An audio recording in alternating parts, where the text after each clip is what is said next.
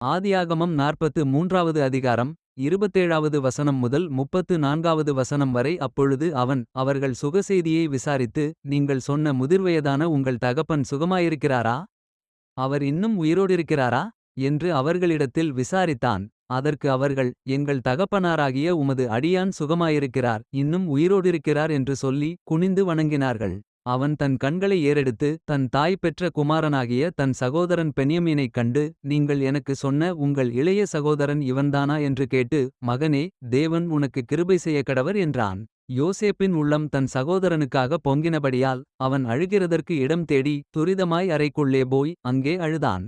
பின்பு அவன் தன் முகத்தை கழுவி வெளியே வந்து தன்னை அடக்கிக் கொண்டு, போஜனம் வையுங்கள் என்றான். எகிப்தியர் எபிரெயரோடே சாப்பிடமாட்டார்கள், அப்படிச் செய்வது எகிப்தியருக்கு அருவருப்பாயிருக்கும். ஆகையால் அவனுக்கு தனிப்படவும் அவர்களுக்கு தனிப்படவும் அவனோடே சாப்பிடுகிற எகிப்தியருக்கு தனிப்படவும் வைத்தார்கள்.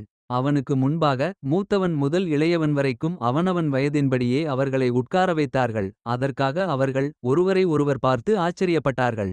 அவன் தனக்கு முன் வைக்கப்பட்டிருந்த போஜனத்தில் பங்கிட்டு அனுப்பினான். அவர்கள் எல்லாருடைய பங்குகளைப் பார்க்கிலும் பென்யமீனுடைய பங்கு 5 மடங்கு அதிகமாயிருந்தது. அவர்கள் பானம் பண்ணி அவனுடனே சந்தோஷமாயிருந்தார்கள். Genesis chapter 43, verses 27 to 34. And he asked them of their welfare, and said, Is your father well, the old man of whom ye spake? Is he yet alive? And they answered, Thy servant our father is in good health, he is yet alive.